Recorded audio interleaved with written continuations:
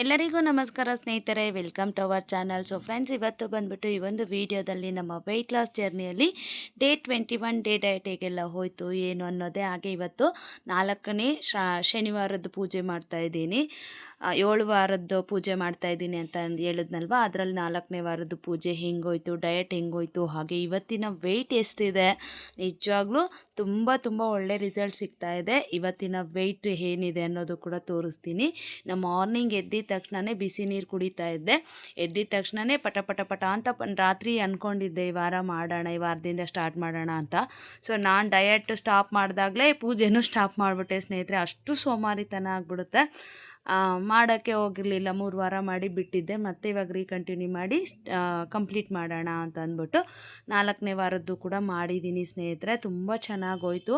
And ಇದರಲ್ಲಿ ನಿಮಗೆ ತೋರಿಸ್ತೀನಿ ನೋಡಿ, ತುಂಬ ಚೆನ್ನಾಗಿದೆ ವ್ಲಾಗು. ತುಂಬ ಎಕ್ಸೈಟೆಡಾಗಿ ಕೂಡ ಇದ್ದೀನಿ ಈ ವಿಡಿಯೋ ನಿಮ್ಮ ಜೊತೆ ಶೇರ್ ಮಾಡೋದಕ್ಕೆ. ಇನ್ನು ನೋಡಿ, ತೇಜು ಇವಾಗ ತಾನೇ ಎದ್ದು ಬಂದಿದ್ದಾಳೆ. ಮಾರ್ನಿಂಗ್ ಒಬ್ಬೊಬ್ಬರೇ ಎದ್ದೇಳ್ತಾ ಇದ್ದಾರೆ.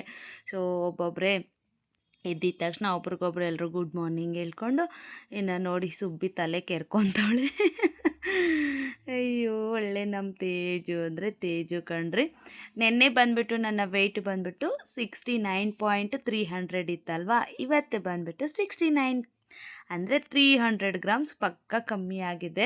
ಆ್ಯಕ್ಚುಲಿ ಹೇಳಬೇಕು ಅಂತಂದರೆ ಬೆಳಗ್ಗೆ ಎದ್ದಿದ ತಕ್ಷಣವೇ 68.800 ತೋರಿಸ್ಬಿಡೋದು. ಅದ್ರದ್ದು ವೀಡಿಯೋ ಇದೆ, ಬೇಕಾದರೆ ನಾನು ನಾಳಿನ ವ್ಲಾಗಲ್ಲಿ ಹಾಕ್ತೀನಿ ನೋಡಿ. ಆಮೇಲೆ ಫುಲ್ ಹ್ಯಾಪಿ ಆಗೋಯ್ತು. ನಾನು 4-5 ಸಲ ಹತ್ತಿ ನೋಡಿದ್ದೀನಿ ವೆಯ್ಟು. 68.800 ನಮ್ಮ ಮನೆಯವ್ರ ಜೊತೆ ಮಕ್ಕಳ ಜೊತೆ ಎಲ್ಲ ಫುಲ್ ಖುಷಿಯಾಗಿ ಹೇಳ್ತಾ ಇದ್ದೀನಿ. ಅವ್ರು ಮಲಗಿದ್ರು, 500 ಗ್ರಾಮ್ ಕಮ್ಮಿ ಆಗಿಬಿಟ್ಟಿದ್ದೀನಿ ಕಣೋ, ಒಂದೇ ದಿನಕ್ಕೆ 500 ಗ್ರಾಮ್ ಕಮ್ಮಿ ಆಗಿಬಿಟ್ಟಿದ್ದೀನಿ ಅಂತ. ಆಮೇಲೆ ಸ್ವಲ್ಪ ಹೊತ್ತು ಎತ್ಬಿಟ್ಟು ಮತ್ತೆ ಹೋಗಿ ಹತ್ತಿ ನೋಡ್ತೀನಿ 60. ನನಗೆ ಗೊತ್ತಾಗುತ್ತಲ್ವ, ನಾನು ಅಷ್ಟೊಂದು ಕಮ್ಮಿ ಆಗಿರಲ್ಲ ಅಂತ ಅಂದ್ಕೊಂಡು ಮತ್ತೆ ಹೋಗಿ ನೋಡಿದ್ರೆ 69 ತೋರಿಸ್ಬಿಡ್ತು. ಈ ಮಿಷನ್ ಕೂಡ ಕೆಲವೊಂದು ಸಲ ನನ್ನ ಜೊತೆ ಆಟ ಆಡುತ್ತೆ ಅಂದ್ಬಿಟ್ಟು ಇಟ್ಸ್ ಓಕೆ, ಪರವಾಗಿಲ್ಲ ಅಂತ ಅಂದ್ಬಿಟ್ಟು ಅಂದ್ಕೊಂಡೆ. ನಿಜ ನನ್ನ ಹತ್ರ ವೀಡಿಯೋ ಇದೆ 68. ಹಂಗಂತ ನಾನು ನಿಮಗೆ ಮೋಸ ಮಾಡಬಾರ್ದಲ್ವಾ. ನಾನು ತೋರಿಸ್ಬಿಡ್ಬೋದು, ನೋಡಿ ಒಂದೇ ದಿನಕ್ಕೆ 500 ಗ್ರಾಮ್ಸ್ ಅಂತ ಅಂದ್ಬಿಟ್ಟು. ಇವತ್ತು ಸೂಪರಾಗಿ ರಿಸಲ್ಟ್ ಸಿಕ್ಕಿದೆ, ಸಖತ್ತಾಗಿ. ನಾನೇ ಅಂದ್ಕೊಂಡಿರಲಿಲ್ಲ ಅಂತ ಹಾಕ್ಬೋದು. ಅದನ್ನು ನೀವು ನೋಡ್ತೀರಾ, ಪಾಪ ನಂಬ್ತೀರಾ.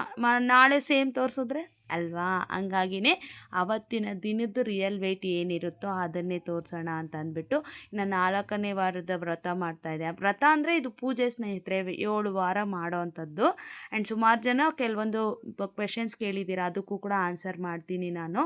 ಆ್ಯಕ್ಚುಲಿ ಇಲ್ಲಿ ನಾನು ಏನು ಮಾಡಬೇಕು ಅಂದ್ಕೊಂಡೆ ಅಂದರೆ, ಆವಾಗಲೇ ಹೆಸ್ರು ಕಾಳು ತೋರಿಸಿದ್ನಲ್ವ, ಹೆಸ್ರು ಕಾಳು ಉಸ್ಲಿ ಮಾಡೋಣ ಅಂದ್ಕೊಂಡೆ ಸ್ನೇಹಿತರೆ. ಪ್ರಾಮಿಸು, ಅದು ಕುಕ್ಕರಲ್ಲಿ 1 ವಿಜಿಲ್ ಗಿಡಷ್ಟೊಳಗೆ ಅದೇನು ಆಗ್ಬಿಟ್ಟಿದೆ, ನುಣ್ಣಗೆ ಬೆಂದೋಗೋದಾ. ನನಗೆ ಬೇಜಾರಾಗೋಯ್ತು. ಅಯ್ಯೋ ಇದೇನಪ್ಪ ಅಂತಂದ್ಬಿಟ್ಟು ಆಮೇಲೆ ಅದನ್ನು ರುಬ್ಬಿಬಿಟ್ಟು ಹೆಸ್ರುಬೇಳೆ ಪಾಯಸ ಮಾಡಲ್ವಾ, ಸೇಮ್ ಹಂಗೆ ಮಾಡಿದ್ದೆ. ಸಖತ್ತಾಗಿತ್ತು ನಿಜವಾಗ್ಲೂ. ಆ್ಯಂಡ್ ಇಲ್ಲಿ ಬಂದುಬಿಟ್ಟು ನಿಮ್ಗೆ ಏನು ತೋರಿಸ್ತಾ ಇದ್ದೀನಿ, ಯಾಕೆ ಎಕ್ಸೈಟೆಡ್ ಆಗಿದ್ದೀನಿ ಅಂದರೆ, ಇದು ಬಂದುಬಿಟ್ಟು ನನ್ನ 7-8 ಇಯರ್ಸ್ ಬ್ಯಾಕ್ ಸ್ಯಾರಿ ಅಂದ್ಕೊಳ್ಳಿ. ಇದು ಇವತ್ತು ಸ್ಯಾರಿ ವೇರ್ ಮಾಡೋಣ ಅಂತ ಅಂದ್ಬಿಟ್ಟು ಒಂದು 7-8 ವರ್ಷದ ಹಿಂದೆದು ಸ್ನೇಹಿತರೆ. ಆವಾಗ ನಮ್ಮ ತಂಗಿ ಕೂಡ ಇದ್ಲು. ಆವಾಗ ಯುಗಾದಿ ಹಬ್ಬಕ್ಕೆ ಅಮ್ಮವ್ರು ಯಾವಾಗಲೂ ವರ್ಷ ಒಂದೊಂದು ಸ್ಯಾರಿ ಕೊಡಿಸ್ತಾರಲ್ವ, ಆವಾಗ ಈ ಸ್ಯಾರಿ ಕೊಡಿಸಿದ್ರು.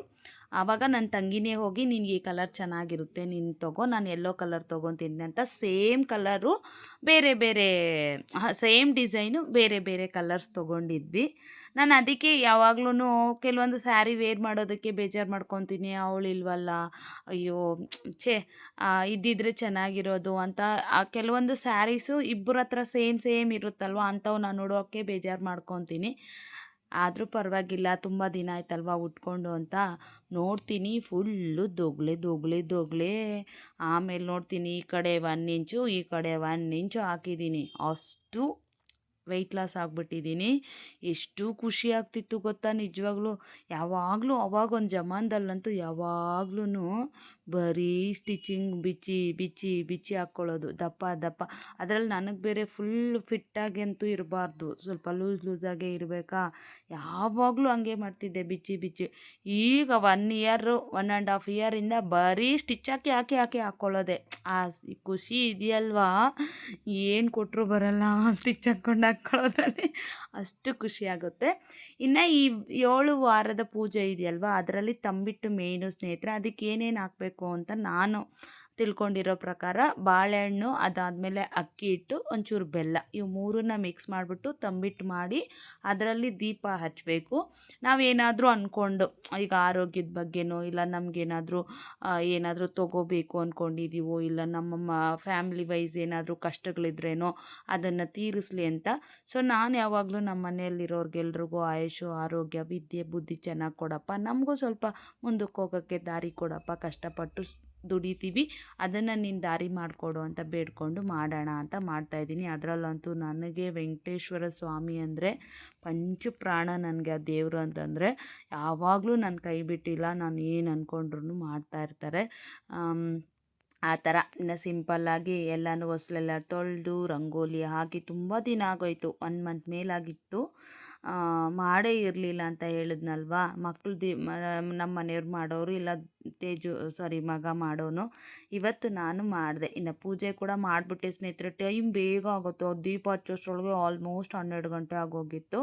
ಸೊ ಹಾಗಾಗಿನೇ ತುಂಬ ಜನ ಕೇಳ್ತಿದ್ರಿ, ನೀವು ದಿನ ಪೂಜೆ ಮಾಡಲ್ವಾ, ದಿನ ಮೊಟ್ಟೆ ತಿಂತೀರಾ, ದಿನ ಪೂಜೆ ಮಾಡಲ್ವಾ ಅಂತ 3-4 ಜನ ಕೇಳಿದ್ರಿ.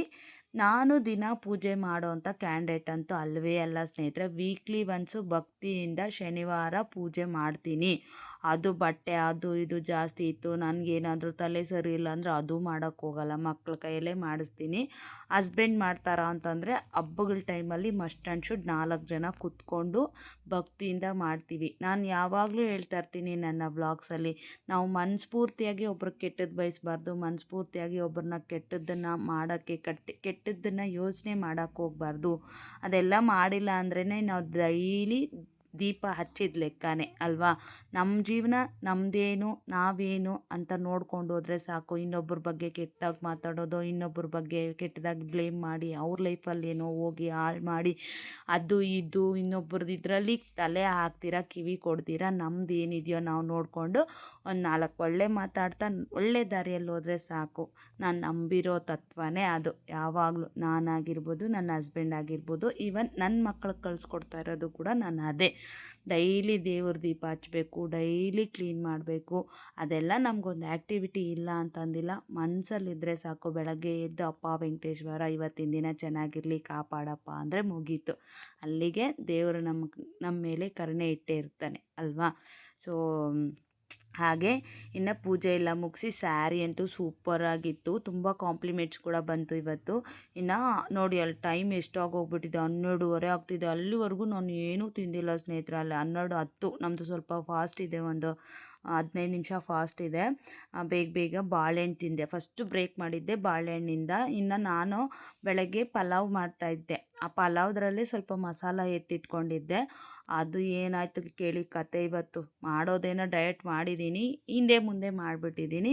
ಸೊ ಇನ್ನು ಸ್ವೀಟ್ ಮಾಡಿದ್ನಲ್ಲ, ಆ ಸ್ವೀಟು ಕೂಡ ಸ್ವಲ್ಪ ತಿಂದ್ಬಿಡ್ತಾಯಿದ್ದೀನಿ. ತುಂಬ ದಪ್ಪ ಇದ್ದಾಗ ನನಗೆ ನಾನು ಆವಾಗ ತುಂಬ ಇಷ್ಟಪಡ್ತಿದ್ದೆ ಈ ಥರ ಮೆಗಾ ಸ್ಲೀವ್ಸ್ ಸ್ಯಾರೀಸ್. ಅಂದರೆ ಮೆಗಾ ಸ್ಲೀವ್ಸ್ ಹಾಕ್ಕೊಳ್ತಾ ಇದ್ದೆ, ಯಾವುದಕ್ಕಾದರೂ ಮೆಗಾ ಸ್ಲೀವೇ. ಫುಲ್ ಸ್ಲೀವ್ ಇಷ್ಟನೇ ಆಗ್ತಾ ಇರಲಿಲ್ಲ. ಬಟ್ ಇತ್ತೀಚಿನ ದಿನಗಳಲ್ಲಿ ಅಂದರೆ ದಪ್ಪ ಯಾವಾಗ ಆದೆ ಒಂಚು ದಪ್ಪ ಆಗ್ತಾ ಆಗ್ತಾ ಆಗ್ತಾ ಕೈ ಸಿಕ್ಕಾಪಟ್ಟೆ ದಪ್ಪ ಕಾಣಿಸ್ಬಿಡೋದು. ಇತ್ತೀಚಿನ ದಿನಗಳಲ್ಲಿ ಈಗ ಒಂದು 1 ಮಂತಿಂದ ಅಂದ್ಕೊಳ್ಳಿ, 1-2 ಮಂತ್ಸಿಂದ ಸ್ವಲ್ಪ ಸಣ್ಣ ಆಗಿದ್ದೀನಲ್ವ. Almost 70 kgs ಬಂದುಬಿಟ್ಟಿದ್ದೀನಲ್ವ. 69 ಅಂದ್ಕೊಳ್ಳಿ ಇವತ್ತಿಗೆ. ಆಲ್ಮೋಸ್ಟ್ ನಾನು 70 ಬಿಟ್ಟು 68ವರೆಗೂ ಹೋಗಿದ್ದೆ. ನಾನೇ ಕೊಬ್ಬತ್ತಿ ಹಿಂದೆ ಮುಂದೆ ಮಾಡಿಕೊಂಡು ದಪ್ಪ ಆಗೋದು ಸಣ್ಣ ಆಗೋದು ಇದೇ ಮಾಡ್ಕೊತಾ ಇದ್ದೀನಿ. ಹೇಳಿದ್ನಲ್ವ, ಇತ್ತೀಚಿನ ದಿನಗಳಲ್ಲಿ ಈ ಥರ ಮೆಗಾ ಸ್ಲೀವ್ ಹಾಕ್ಕೊಳ್ಳೋದು ತುಂಬಾ ಚೆನ್ನಾಗಿ ಕಾಣಿಸ್ತಿದೆ. ಇನ್ನು ಅದಾದಮೇಲೆ ತೇಜು ಮನೆಗೆ ಕರ್ಕೊಬಂದೆ. ಇವತ್ತು ಸಾಟರ್ಡೆ ಅಲ್ವಾ, 12:30ಗೆ ಕರ್ಕೊಬಂದೆ. ಆ ಮಸಾಲೆನ ಎತ್ತಿಟ್ಕೊಂಡಿರ್ತೀನಿ. ನಾನು ರೈಸ್ ತಿನ್ನಲ್ಲ ಅಂತ ಗೊತ್ತು ತಾನೆ. ರೈಸ್ ತಿಂದಿರ ನಾನೇನು ಮಾಡ್ತೀನಿ, ಗೋಧಿ ನುಚ್ಚು ತೊಳೆದಿಟ್ಬಿಟ್ಟು ಈಗ ಅದಕ್ಕೆ ನೋಡಿ ಒಂದೇ 1 ಗ್ಲಾಸ್ ಹಾಕ್ಕೊತೀನಿ. ಇನ್ನು ಇದಕ್ಕೆ ಹೆಲ್ದಿಯಾಗಿ ಇನ್ನೂ ಪ್ರೋಟೀನ್ ಜಾಸ್ತಿ ಸಿಗಲಿ ಅಂತ ಅಂದ್ಬಿಟ್ಟು ಮೆಂತ್ಯ ಸೊಪ್ಪು ಹಾಕ್ಬಿಟ್ಟು ಅನ್ನ ಮಾಡ್ಕೊಂಡೆ. ಗೋಧಿ ನುಚ್ಚು ಪಲಾವ್ ಮಾಡ್ಕೊಂಡಿದ್ದೆ. ಇನ್ನೊಂದು ಪಾಪ ಇವತ್ತು ಸುಮಾರು ಒಂದು 7-8 ಜನ ಹೇಳಿದ್ರಿ, ಐ ಆಮ್ ರಿಯಲಿ ಸಾರಿ. ನಾನು ಕೆಲವೊಂದು ಸಲ ಯಾವುದೋ ಫ್ಲೋವಲ್ಲಿ ಹೇಳ್ಬಿಡ್ತೀನಿ ಸ್ನೇಹಿತರೆ, ಅದು ತಪ್ಪು, ನನ್ನದೇ ತಪ್ಪು. ಒಂದು ಮೊಟ್ಟೆಯಲ್ಲಿ 6-7 ಗ್ರಾಮ್ ಅಷ್ಟೇ ಇರೋದು. ಓಕೆ, ನಾನೇ 21 ಗ್ರಾಮ್ಸ್ ಅಂತ, ನನ್ನ ಪನ್ನೀರೇನೋ ಒಂದು 100 ಗ್ರಾಮ್ಸೋ 200 ಗ್ರಾಮ್ಸ್ಗೋ ಯಾವುದಕ್ಕೋ ಓದಿದ್ದಿದ್ದು ಜ್ಞಾಪಕ ನನಗೆ ಆ ಫ್ಲೋವಲ್ಲಿ ಬಂದ್ಬಿಡ್ತು. ಆಗಿಬಿಡ್ತು, ಸಾರಿ. ಅದು ಪನ್ನೀರಿಗೋ ಯಾವುದಕ್ಕೋ ಗೊತ್ತಿಲ್ಲ, ಇದರಲ್ಲಿ ಹೈಯೆಸ್ಟ್ ಇರುತ್ತೆ ಅಂತ ಹೇಳಿದರು. ಅದರಲ್ಲಿ ಎಗ್ಗು ಕೂಡ ಅಂತ ಹೇಳಿರೋ ಜ್ಞಾಪಕ ನನಗೆ. ಸೊ ಹಂಗಾಗಿನೇ ನಾನು ಹೇಳಿಬಿಟ್ಟೆ, ದಯವಿಟ್ಟು ಬೈಕೋಬೇಡಿ, ಕೆಲವೊಂದು ಸಲ ಆ ಥರ ಆಗುತ್ತೆ. ಬಟ್ ಇದೇನು ದೊಡ್ಡ ಇದಲ್ಲ, ಆದರೂ ನನಗೆ ನೀವು ಹೇಳಿದ್ದೀರಲ್ವ, ಅದನ್ನು ನಾನು ಸರಿ ಮಾಡ್ಕೋಬೇಕು. ಓಕೆ, ಇನ್ನು ಪೂಜೆ ಎಲ್ಲ ಮುಗಿಸಿ ಆ ಪಲಾವ್ ತಿನ್ನೋಣ ಅನ್ನೋಷ್ಟರೊಳಗೆ ನಮ್ಮ ಅಮ್ಮ ಫೋನ್ ಮಾಡಿಬಿಟ್ಟು, ನಾನು ನೀನೊಂದು ರೆಸಿಪಿ ಕೇಳಿದ್ದೆ ಅಲ್ವಾ, ಅದನ್ನು ಇವತ್ತು ಮನೆಗೆ ಬಂದು ಮಾಡಿಕೊಡ್ತೀನಿ, ನೀನು ಏನು ಮಾಡ್ಕೊಳಕ್ಕೆ ಹೋಗಬೇಡ ಅಂತ ಅಂದ್ಬಿಡೋದ.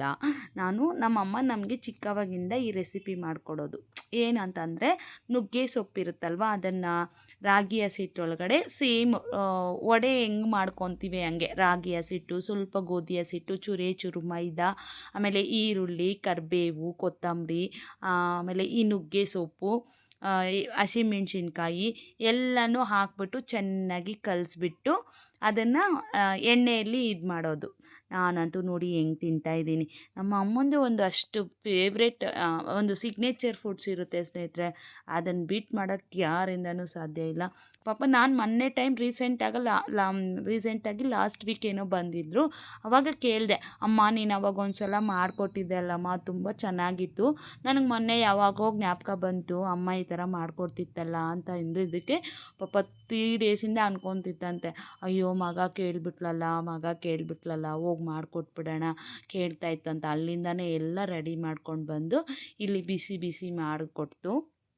ಅಮ್ಮ ಅಂದ್ರೇ ಹಂಗೆ ಅಲ್ವಾ, ಏನಾದರೂ ಕೇಳಿಬಿಟ್ರೆ, ನಮ್ಮಮ್ಮನೂ ಅಷ್ಟೇ, ಏನಾದರೂ ಕೇಳಿಬಿಡ್ತೀನ, ಅಯ್ಯೋ ಮಗು ಕೇಳಿಬಿಟ್ಲಲ್ಲ, ಏನಾದರೂ ಮಾಡಿ ಕೊಡಿಸ್ಬಿಡ್ಬೇಕು, ಏನಾದರೂ ಮಾಡಿ ಇದು ಮಾಡಬೇಕು ಅಂತ ಸಖತ್ ಇದು ಮಾಡ್ತಾರೆ ಪಾಪ. ಎಲ್ಲರೂ ಅಷ್ಟೇ ಅಲ್ವಾ. ಒಂಥರ ಖುಷಿಯಾಗೋಯ್ತು. ಅಮ್ಮ ನೀನು ತಿನ್ಬೋದು ತಿನ್ನಮ್ಮ, ಅಮ್ಮ ನೀನೇನಮ್ಮ ನಾನು ಡಯಟಲ್ಲಿದ್ದೀನಿ ತಂದುಬಿಟ್ಟಿದ್ಯಾ ಅಂತಂದರೆ, ತಿನ್ಬೋದು ತಿನ್ನಮ್ಮ, ಇದು ಎಣ್ಣೆ ಕಮ್ಮಿ ಎಳೆಯುತ್ತೆ, ರಾಗಿ ಹಸಿಟ್ಟು ಒಳ್ಳೆಯದು, ನುಗ್ಗೆ ಸೊಪ್ಪು ಹಾಕಿದ್ದೀನಿ ಅಂತ ಇತ್ತು. ಸರಿ ಪರವಾಗಿಲ್ಲ ಬಿಡಮ್ಮ, ನಿನಗೋಸ್ಕರ ತಿಂತೀನಿ ಅಂತ ಅದೇ ಒಂದು 4-5 ತಿಂದ್ಬಿಟ್ಟೆ. ಇನ್ನು ಅದೇ ನನಗೆ ಬ್ರೇಕ್ಫಾಸ್ಟು. ಇದು ತೊಗೊತಾ ಇರೋದು ಎಷ್ಟೊತ್ತಿಗೆ ಗೊತ್ತಾ, ಕರೆಕ್ಟಾಗಿ 5 ಗಂಟೆಗೆ ತಿಂತಾಯಿದ್ದೀನಿ. ಆಮೇಲೆ ಹಿಂಗೆ ಕಸ್ಟಮರ್ ಒಬ್ಬರು ಬರೋದು, ರೊಟ್ಟಿ ಬೇರೆ ತಿಂದ್ಬಿಟ್ಟಿದ್ದೀನಿ. ಅಮ್ಮ ಬೇರೆ ಮಾವಿನ ಹಣ್ಣು ಒಂದಷ್ಟು ತಂದುಬಿಟ್ಟಿದ್ದಾರೆ, ಅದನ್ನು ಸ್ನ್ಯಾಕಾಗಿ ತೊಗೊಳ್ಳೋಣ ಅಂದ್ಬಿಟ್ಟು 5 ಗಂಟೆಗೇನೋ ಇದು ತೊಗೊಂಡೆ ಸ್ನೇಹಿತರೆ. ಊಟ ಇವತ್ತು ಫುಲ್ ಡೇ ತಿಂದೇ ಇಲ್ಲ. ಬನಾನಾ, ಒಂದು ಸ್ವಲ್ಪ ಸ್ವೀಟು, ಅದಾದಮೇಲೆ ಈ ರೊಟ್ಟಿ ಒಂದು 5-6, ಆಮೇಲೆ ಒಂದು ಸ್ವಲ್ಪ ಗೋಧಿ ನುಚ್ಚಿನ ಪಲಾವ್ ತಿಂದು, ಆಮೇಲೆ ಕರೆಕ್ಟಾಗಿ 6 ಗಂಟೆಗೆ ಮ್ಯಾಂಗೋ ತೊಗೊಂಡು ಅಲ್ಲಿಗೆ ನಾನು ಡಯಟ್ ಅಂತೂ ಸ್ಟಾಪ್ ಮಾಡಿದೆ ಸ್ನೇಹಿತರೆ. ಆ್ಯಂಡ್ ಇವತ್ತಿನ ಸ್ಯಾರಿಯಲ್ಲಿದೆಯಲ್ವಾ, ಆ ಫೋಟೋ ಅಲ್ಲಿ ಆ್ಯಡ್ ಮಾಡ್ತೀನಿ ನೋಡಿ, ಎಷ್ಟು ಡಿಫ್ರೆನ್ಸ್ ಇದೆ ಅಂತಂದರೆ ಲಾಸ್ಟಲ್ಲಿ ಆ್ಯಡ್ ಮಾಡ್ತೀನಿ. ಸಿಕ್ಕಾಪಟ್ಟೆ ಚೇಂಜಸ್ ಇದೆ. ನನಗೇ ತುಂಬ ಜನ ಹೇಳಿದ್ರು, ಏನು ಮೂಳೆ ಎಲ್ಲ ಕಾಣ್ತಾ ಇದೆ, ಅಷ್ಟೊಂದು ಸಣ್ಣಾಗ್ಬಿಟ್ಟಿದ್ಯೋ ಅಂತ. ಅಮ್ಮ ಕೊಟ್ಟು ಕಳಿಸಿರೋ ಮಾವಿನಕಾಯಿ ಸೈಜ್ ನೋಡಿ, ಒಂದೇ ಒಂದಕ್ಕೆ 852 ಗ್ರಾಮ್ ಇದೆ, ಹೆಚ್ಚು ಕಮ್ಮಿ 150 ಗ್ರಾಮ್ ಕಮ್ಮಿ, 1 kg ಒಂದು ಮ್ಯಾಂಗೋ. ನಮ್ಮಮ್ಮ ಅಂದರೆ ಊರ ಸೈಡೆಲ್ಲ ಸಿಗುತ್ತಲ್ವ, ಅಂದರೆ ಊರಲ್ಲಿಲ್ಲ, ಯಾರೋ ಊರಿಂದ ಕೊಟ್ಟು ಕಳಿಸಿದ್ರಂತೆ ಅಮ್ಮನಿಗೆ. ಎಷ್ಟು ದಪ್ಪ ಇರುತ್ತೆ ಗೊತ್ತಾ, ನಮ್ಮ ಊರ ಸೈಡು ಮಲ್ಗೋಬಾ, ಇದು ಬಂಗಿನಪಲ್ಲಿ ಅಂತಾರೆ, ಸಖತ್ ಟೇಸ್ಟಿ ಆಗುತ್ತೆ ಮತ್ತು ಸಖತ್ ಹಂಗೆ ಇರುತ್ತೆ. ಸೈಜ್ ಮಾತ್ರ ದೊಡ್ಡದಾಗಿ. ನಾನು ಇದರಲ್ಲಿ ಒಂದು 4 ಪೀಸ್ ಏನೋ ತೊಗೊಂಡೆ ಸ್ನೇಹಿತರೆ ಇವತ್ತು. ಐ ಹೋಪ್ ನಾಳೆ ಕೂಡ ಸೂಪರ್ ರಿಸಲ್ಟ್ ಬರುತ್ತೆ ಸ್ನೇಹಿತರೆ. ನಿಜವಾಗ್ಲೂ ಅಷ್ಟು ಚೆನ್ನಾಗಿ ಆಗಿದೆ ಡಯೆಟ್ಟು, ನನಗೆ ಗೊತ್ತಾಗ್ಬಿಡುತ್ತೆ ರಿಸಲ್ಟ್ ಅಂತೂ ನಾಳೆನೂ ಸೂಪರಾಗಿ ಬರುತ್ತೆ ಅಂತಂದ್ಬಿಟ್ಟು. ಲಾಸ್ಟಲ್ಲಿ ಇವತ್ತು ಫೋಟೋಗ್ರಾಫರ್ ಬಂದುಬಿಟ್ಟು ನನ್ನ ಮಗಳೇ, ಪಾಪ ಇರಲಿಲ್ಲ, ನನ್ನ ಮಗ 2 ಗಂಟೆಗೆ ಬರ್ತೀನಿ, ನಾನು ನೀನೇ ಒಂದು 2 ಫೋಟೋ ಇಳಿಸಮ್ಮ ಅಂದರೆ ಅವಳಿಗೆ ಬಂದಾಗ ಒಂದು 4 ಫೋಟೋ ಇಳಿಸಿದ್ದಾಳೆ, ಅದನ್ನು ಹಾಕ್ತೀನಿ ನೋಡಿ. ಹಾಗೆ ಆವಾಗಿನ್ಗೂ ಇವಾಗಿನ್ಗೂ ಮ್ಯಾಚ್ ಮಾಡಿ ಕೂಡ ಹಾಕಿದ್ದೀನಿ, ಕೊಲ್ಯಾಬ್ ಮಾಡಿ ನೋಡಿ ಎಷ್ಟು ಚೆನ್ನಾಗಿದೆ ಅಂತ ಅಂದ್ಬಿಟ್ಟು. ಸೊ ಇದಾಗಿತ್ತು ಇವತ್ತಿನ full day diet vlog with day routine ಕೂಡ, ಪೂಜೆ ವ್ಲಾಗು. ಸೊ ನಿಮ್ಮೆಲ್ರಿಗೂ ಇಷ್ಟ ಆಗಿದೆ ಅಂದ್ಕೊಂಡಿದ್ದೀನಿ. ನಾಳೆ ಸೂಪರಾಗಿರೋ ವೆಯ್ಟ್ ಲಾಸ್ ವೀಡಿಯೋ ಜೊತೆಗೆ ಮತ್ತೆ ಸಿಗ್ತೀನಿ. Thank you for watching, bye. So ಇದೇ ನೋಡಿ ಎಷ್ಟೊಂದು ಡಿಫ್ರೆನ್ಸ್ ಇದೆ ಅಲ್ವಾ. ನಾನು ವಾಯ್ಸ್ ರೆಕಾರ್ಡ್ ಕೊಡೋದು ಬೇಡ, ಹಂಗೆ ಫೋಟೋಸ್ ಹಾಕೋಣ ಅಂದ್ಕೊಂಡೆ, ಬಟ್ ಬಂದಮೇಲೆ ವೀಡಿಯೋ ನೋಡ್ತಾ ಇರಬೇಕಾದ್ರೆ ಇಲ್ಲ ವಾಯ್ಸ್ ರೆಕಾರ್ಡ್ ಕೊಡೋಣ, ಆವಾಗಲೇ ಚೆನ್ನಾಗಿರುತ್ತೆ ಅಂತ. ಸಖತ್ತು ಡಿಫ್ರೆನ್ಸ್ ಇದೆ ಅಲ್ವಾ. ಖಂಡಿತವಾಗ್ಲೂ ಕಮೆಂಟ್ ಬಾಕ್ಸಲ್ಲಿ ತಿಳಿಸ್ಬೇಕು ಡಿಫ್ರೆನ್ಸ್ ಹೇಗಿದೆ ಅಂತ. ಓಕೆ, ನನ್ನ ಮಗಳಿಲ್ಸಿರೋದು ಕ್ಯೂಟಾಗಿದೆ ಅಲ್ವಾ. ಸೊ ನಾಳಿನ ವ್ಲಾಗಲ್ಲಿ ಸಿಗ್ತೀನಿ, ಬಾಯ್.